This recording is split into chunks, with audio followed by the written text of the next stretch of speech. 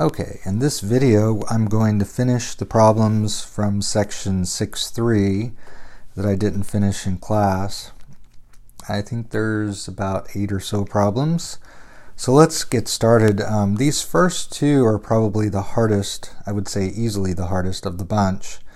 So be prepared for a challenge here. These kind of put together a lot of our skills in one problem. So first of all, we can't do multiplication on number 5 because these are not both square roots, they're not both cube roots, one's a square root, one's a cube root. So how could we possibly combine these together? Well, there is a way. We can write this as 6 to the 1/2 power times 5 to the 1/3 power. Now at this point it's not really obvious why we would do this, but what we're going to do is get a common denominator which will enable us to have the same root. Because remember, the denominator is the root when we go back to radical form.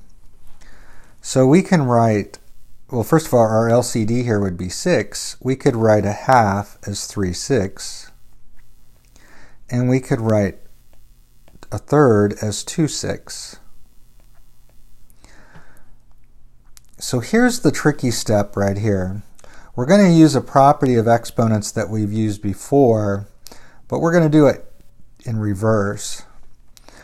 I'm going to go ahead and write 6 cubed times 5 squared, and I'm going to put that to the 1/6 power. So notice, let me go ahead and get a different color here. If we were to use, this is where we use what's called the expanded power rule. We would take 6 cubed to the 1/6 power. That would be 6 to the 3/6 power, which is what we had here. And we would also take the 2 here and multiply it times 1/6, and that would be 2/6, which is what we had here. So this is equal to the previous line. But now we can write this as the 6th root. Whoops, let me change back to blue. The 6th root of 6 cubed times 5 squared. Now if you multiply 6 cubed times 5 squared, it's 216 times 25, and that ends up being 5,400. So you get the 6th root of 5,400. All right, let's move on to number 6. Now you may want to try number 6 and try to follow the same pattern. Again, I would suggest this is probably the hardest problem in the section, or these two are the hardest of the bunch. I guess it kind of depends on how you feel about this move right here, because that's not an obvious move, or even getting a common denominator here. But again, the whole point of getting a common denominator is that denominator becomes our root, and so we're able to get a common root. All right, so again, try 6 and then watch the video. All right, so this would be x to the 1/2 power times x to the 4/5 power. And we'll do that same trick again. I want to get a common denominator. So the LCD for 2 and 5 would be 10. So this would be 5/10. And here we would get 8/10. So we're just getting a common denominator. 8/10 equals 4/5, and 5/10 is equal to 1/2. But now we have a common denominator, so I can do the same thing I did in the last problem. I can write this as x to the 5th times x to the 8th. And this is all to the 1/10 power. So finally we can multiply the x's together. This is the product rule. So we'll get x to the 13th. And that's to the 1/10 power. So that becomes the, let me do that again, the 10th root of x to the 13th. Now notice let's see, if we could do, we could actually break this into x to the 10th times x to the 3rd, and that would enable us to simplify this. So let's go ahead and write this as the 10th root of x to the 10th, which we know is equal to x, times the 10th root of x cubed. So our final answer is x times the 10th root of x cubed. All right, let's move on to the last set of problems. These are for division, and I think you'll find these to be pretty straightforward. So let's talk about division of radicals. So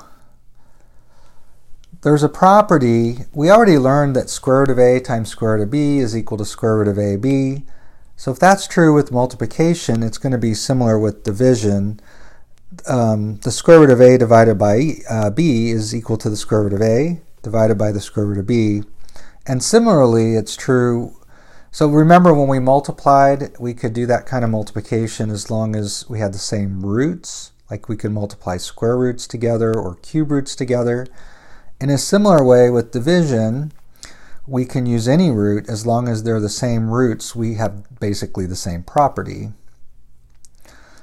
All right, and if you wanted to prove that these properties are true, you would have to go down to your rules of exponents, which we did with multiplication.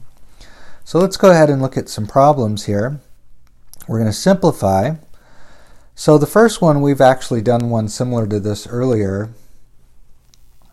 We could write that as the square root of 49 over the square root of 100. And of course, the square root of 49 is 7, and the square root of 100 is 10. So we get an answer of 7/10. The next problem is the cube root of 27 over 64. And again, it's important that you know your perfect squares and your perfect cubes so that you recognize this is actually going to be pretty easy. It's just the cube root of 27 over the cube root of 64. And 64 and 27 are both perfect cubes. We know that 3 cubed is 27, so the cube root of 27 is 3. And we also know 4 cubed is 64, so the cube root of 64 is 4, so our final answer is 3/4. All right, let's go ahead and do number 3. So again, we'll break it into 2, just like, whoops, let me go back. Let me finish this. So this will be the square root of 49 x to the 5th over the square root of y to the 4th. So let's break this into the perfect squares, because we're not quite all perfect squares here.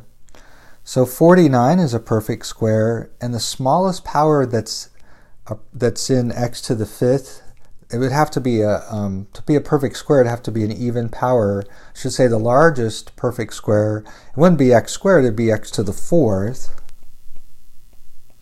And this would be times the square root of x. So notice if we multiply these together, we would get 49, square root of 49 x to the 5th, which is what we started with. So that's good. And then in the denominator, the square root of y to the 4th, well, what times itself is y to the 4th? That would just be y squared. And let's just finish this out. We're going to have square root of 49, which is 7. The square root of x to the 4th, which is x squared, times the square root of x, all over y squared. All right, last problem of this type.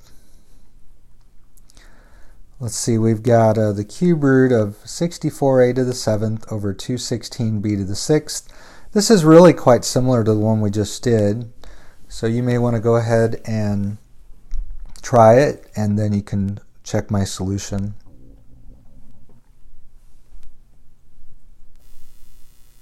All right, so this would be the cube root of 64a to the 7th over the cube root of 216b to the 6th. So here in the numerator, I have the cube root of 64. 64 is a perfect square, or a perfect cube. Now a to the 7th is not, but if we drop down 1, a to the 6th is, and we'd be multiplying by the cube root of just a. In the denominator, those are all perfect cubes. If you do 6 cubed, you find that that's actually 216. So the cube root of 216 is 6, and the cube root of b to the 6th power is b squared. Remember, there's a shortcut here that we can use. We can actually divide the 6 here by the 3, and that will work. 6 divided 3 is 2, and whoops, I didn't put b squared, did I? Let me fix that. So this should be b squared. Now in the numerator, we're going to have the cube root of 64 is 4. The cube root of a to the 6th, again, we can divide these numbers here. Or you can just say, okay, what to the 3rd power equals a to the 6th? That would be a squared. But 6 divided 3 does give you the 2. And so we do get a squared. The cube root of a, there's nothing I can do with that. Be careful when you write this out. Notice if you're not careful, those can get kind of confusing. Notice it's a squared, and that's times the cube root of a. Whoops, let me change back to blue. In the denominator, we have 6b squared. And notice we can actually reduce that. So this will be 2a squared cube root of a over 3b squared. All I did was reduce 4/6 to 2/3. All right, let's move on to the last few problems. Whoops. Oh goodness, I need to skip. Let me go back here. Whoops. I'll fix this. All right, so let's go to the next page. Whoops. All right, so last 3 problems. So now we're going the opposite direction, and we can write this first problem as the square root of 98 over 2, which is the square root of 49, which gives us 7. We can do the same thing in this problem here. This is going to become the cube root of 40 over 5.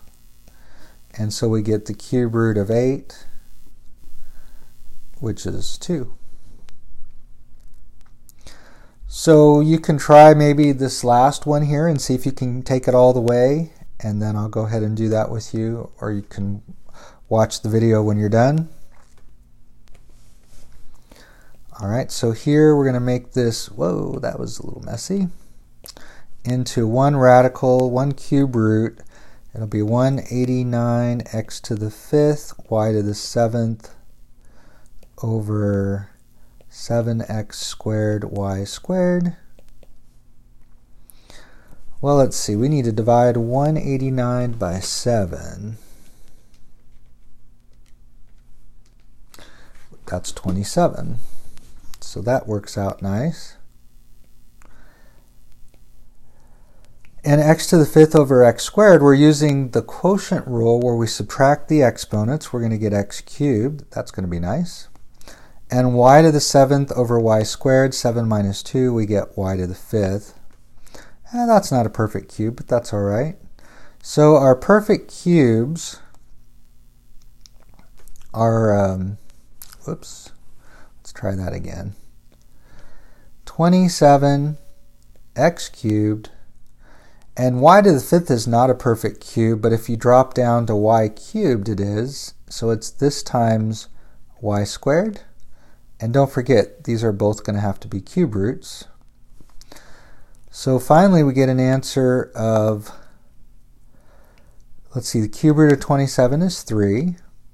The cube root of x cubed is x. again, you can divide 3 by 3, get 1, so x to the first power. And the same thing with y. And the other part that's remaining is the cube root of y squared. And so that's our final answer.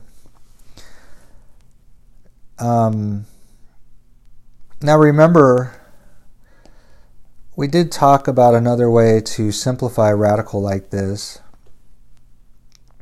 Although it's pretty easy to do what we did, but you can, I'm going to go ahead and do it up in the upper right hand corner here. There was another way that we did this. So if we have the cube root of 27x cubed y to the 5th, we can prime factor the 27, that's 3 times 9, and 3 times 3. Of course, 27 is a perfect cube, so you don't really need to do this, but we can. So we can write this as the cube root of 3 times 3 times 3. We've got 3 x's and 5 y's.